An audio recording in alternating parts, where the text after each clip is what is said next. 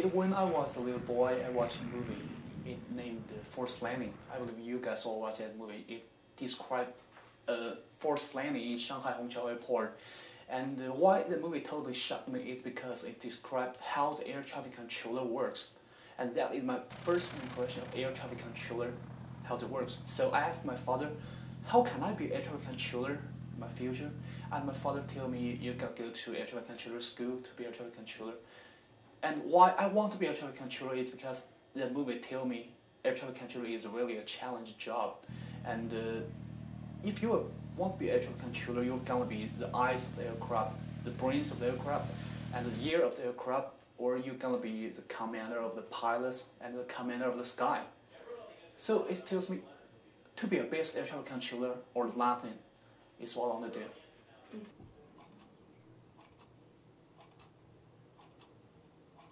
Briefer. Ohio. Maybe it's for takeoff and landings, is that right? Check right? I couldn't forget it for my whole life because it's my first time. But maybe most people want to say exciting and it's really like incredible. But I thought it's really scared me a lot because you know the little aircraft I drive like Cessna 152 is not like the big jump airplane. It's not like that stabilized, so it's really affected by the turbulence, wind shear, and gust. So you can understand when you fly, a lot of things can tear your airplane down. So I'm really nervous when I first take off in the runway and I grab the yoke heavily and I'm really afraid to lose control of my airplane. But when the first time I'm rotating on the runway and I feel, okay, I'm out of the earth, right? That's really exciting.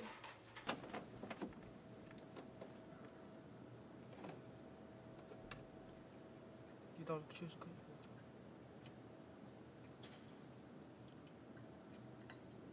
In the very beginning, I feel nervous and feel scared about the flight, but when I fly every day, I saw it's just like go to school, get up, have dinner, have lunch, and I fly every day. And it's really enjoyable because you could enjoy the sky, the clouds, and the ground, the landscape, all of those things. And you're gonna fly with your instructor, you will tell a story about that. And most importantly, you're up the air. The world underneath your feet is totally different. So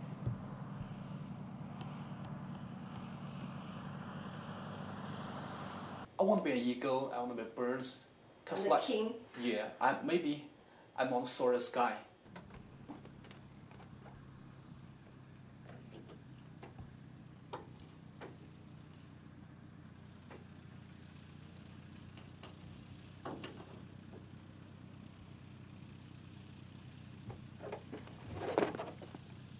The most frightening things I got is once I'm taking off, maybe like once 100 feet, my door opens. My instructor is really climbed down and he told me, don't worry about it, just close the door, grab the door, close the door. But I don't know how to close the door because the wind is too strong. And I feel, oh my god, I'm gonna die this time. But my instructor, he's like, maybe he's got this situation like 7 times. And he just closed the door, shut the door heavily and tell me, that's it. You have to face it, have to confront with it. Don't scare. That's common things.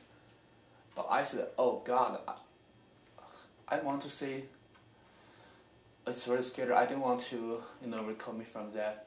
It's really hard time I feel in. It's most hard time I feel in the air. As I thought, I'm gonna die. I don't want to die, right?